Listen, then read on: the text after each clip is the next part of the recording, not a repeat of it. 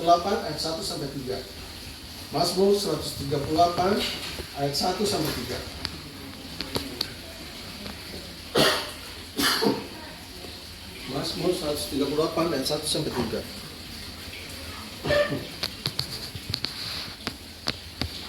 Sudah ketemu? Amin. Saya bacain ganjil, saudara dengar. Mazmur Daud ayat 1. Aku hendak bersyukur kepadamu dengan segenap hatiku. Di hadapan para Allah, aku akan bermazmur bagimu. Aku hendak bersyukur kepada baik-Mu kudus dan memuji nama-Mu oleh karena kasih-Mu dan oleh karena setia-Mu. Sebab Kau buat nama-Mu dan janji-Mu melebihi segala sesuatu. Pada hari ini aku berseru, Engkau pun menjawab aku. Engkau menambahkan kekuatan dalam jiwaku. Saudara, di dalam Mazmur ini dikatakan bahwa pertolongan Tuhan yang diberikan kepada Daud ketika dia mengalami kesesakan, saudara ya. Saudara, kita melihat bahwa pertolongan Tuhan sangat luar biasa, saudara, kepada Daud. Ya, dia mengalami ketika dia mengalami kesesakan, mengalami bahwa nyawanya akan terancam, saudara ya. Dia mengalami begitu penderitaan kesesakan yang luar biasa, saudara. Lalu di Mazmur 138 ayat yang ke-7 dikatakan, jika aku berada dalam kesesakan, Engkau mempertahankan hidupku terhadap amarah musuhku. Engkau mengulurkan tangan-Mu dan tangan kanan-Mu menyelamatkan aku. Oh saudara, betapa dia bersyukur, saudara.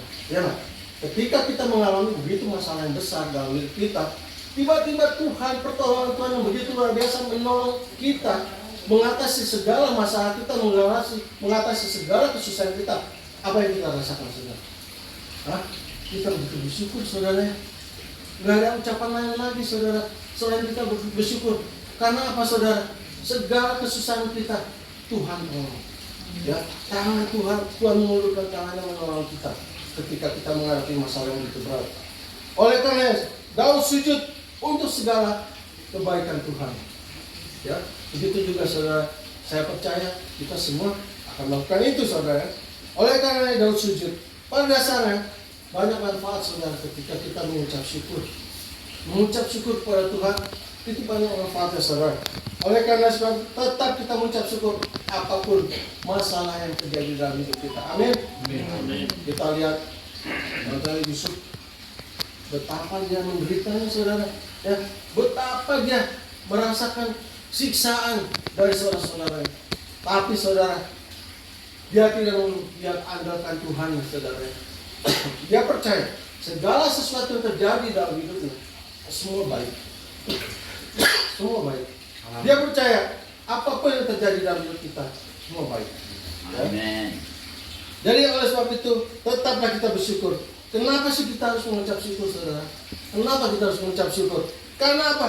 Karena kita punya Jehovah Jireh. Ya, Pak? Kita punya Jehovah Jireh. Apa artinya, saudara?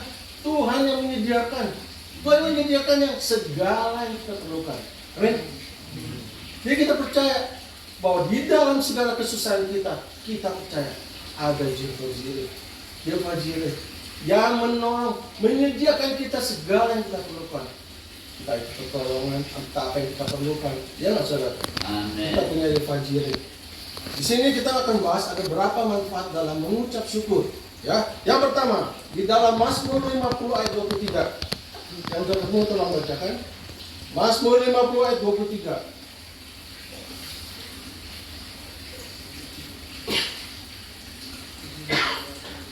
Siapa yang mempersembahkan syukur sebagai korban, ia memuliakan aku.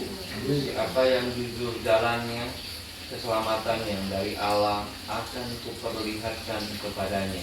Amin, saudara. Yang pertama, di dalam mengucap syukur, kita dengan mengucap syukur kita memuliakan Tuhan.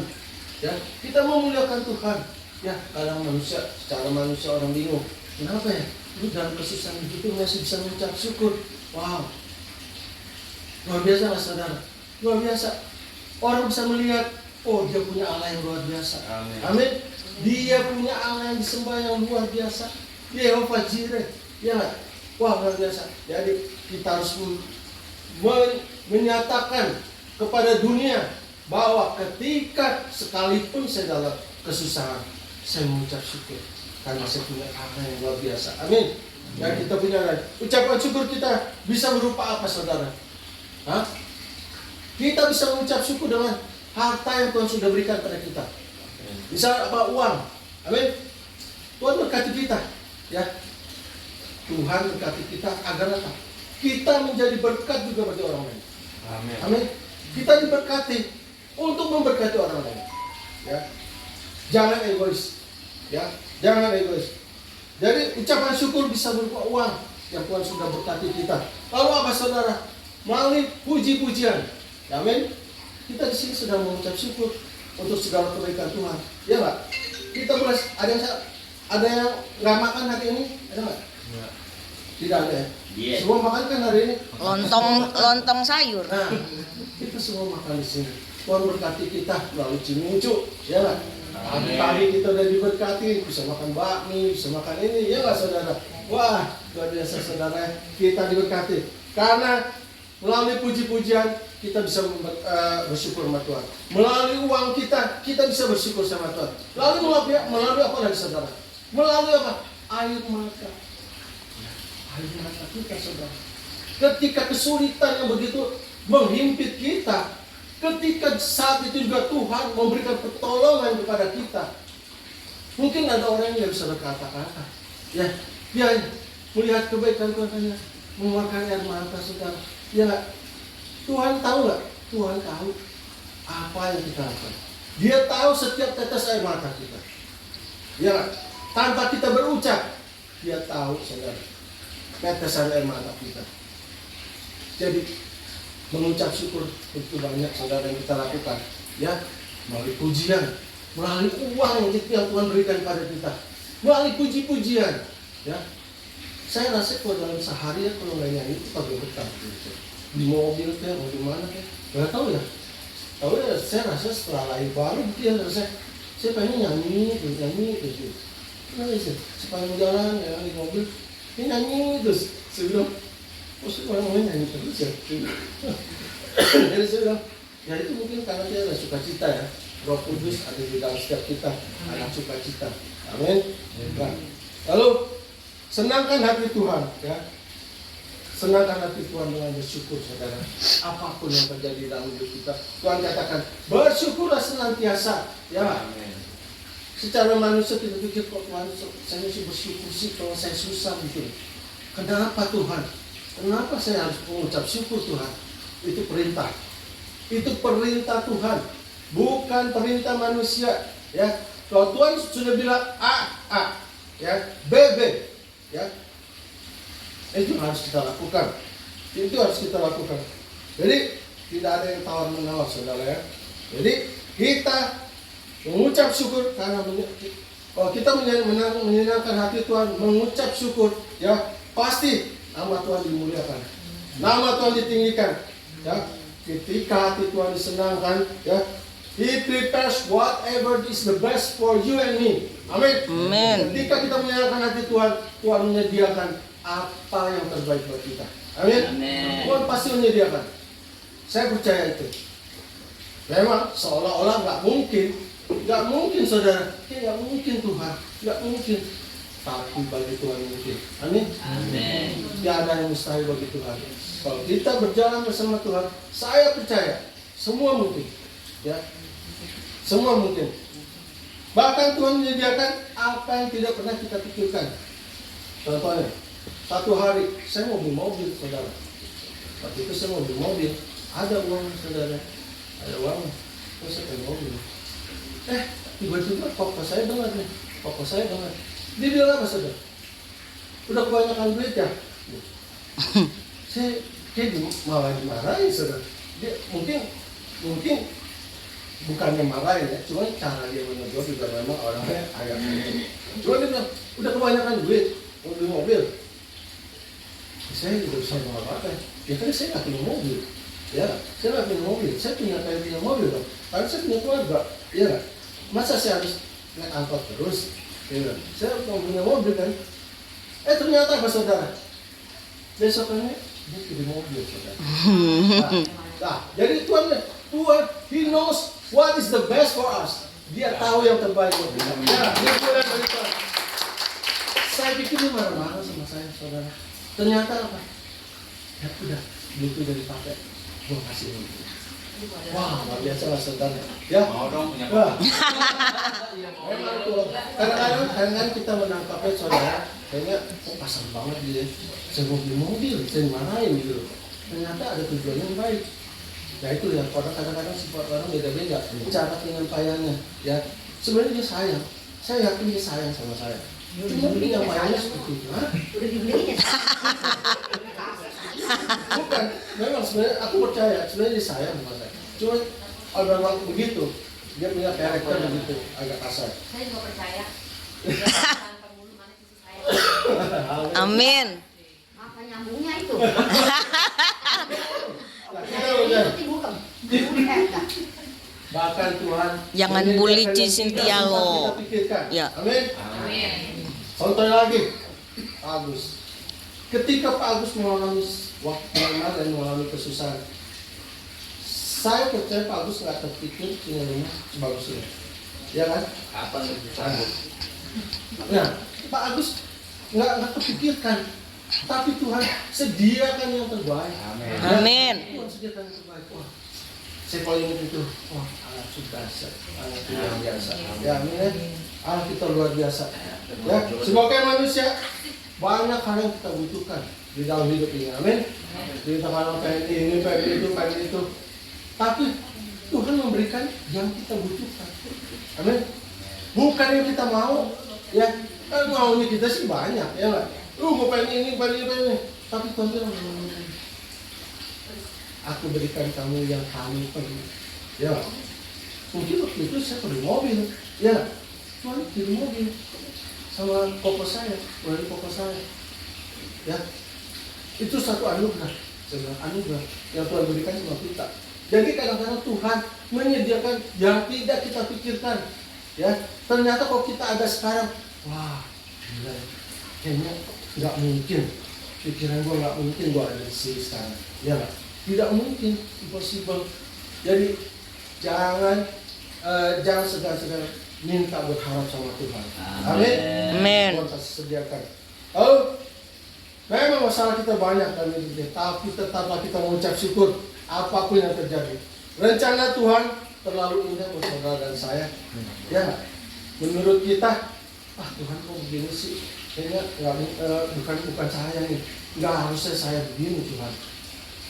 Tapi melalui kejadian itu Tuhan punya rencana yang baik. Ya, kayak Yunus disiksa Yusuf begitu mengalami banyak masalah dalam hidupnya. Ternyata apa? Dia untuk menyelamatkan bangsa Israel. Ya, dia harus menderita. Menderita untuk apa? Suatu kemuliaan Tuhan yang besar. Bangsa Israel sampai ada hari ini karena ada pengorbanan Yusuf. Amin. Ya. Jadi ketika masalah datang dalam hidup kita, jangan bersungut-sungut. Ya. Jangan bersungut-sungut. Percaya saja. Percaya saja. Saya bilang, saya setelah baca renung firman Tuhan, iya ya Tuhan. Tuhan bilang apa? Beritakan Injil sampai ke ujung bumi. Ya. Jadikan semua mereka bangsaku.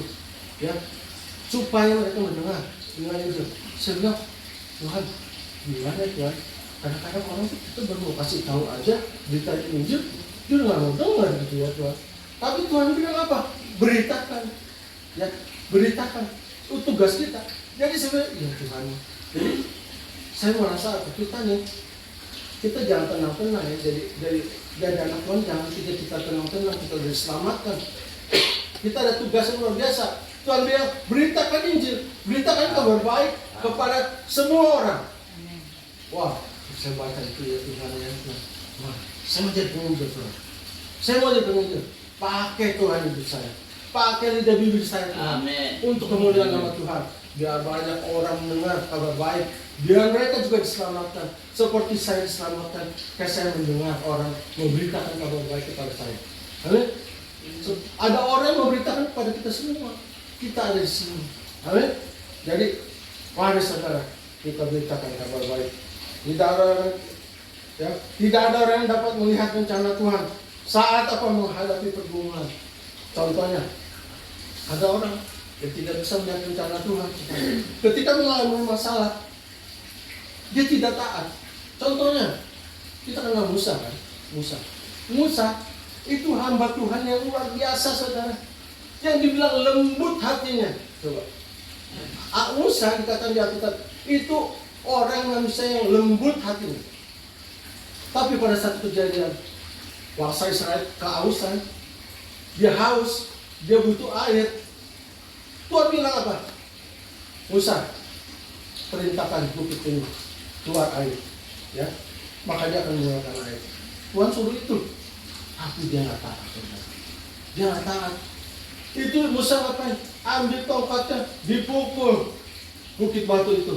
Keluar air benar, keluar air, sehingga bangsa Israel bisa menikmati. Tapi ingat, saudara, Tuhan katakan apa? Musa, kamu tidak taat akan perintahku, ya.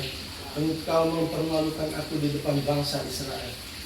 Oleh karena itu, dia dapat hukuman, saudara. Dia tidak bisa masuk ke tanah perjanjian. Wah, kesel mas, saudara. Dia udah bawa bangsa Israel dari Mesir, saudara. 40 tahun, udah lihat tanah perjanjian, saudara. Hanya nyebrangin sungai. Dia nggak mau masuk, saudara.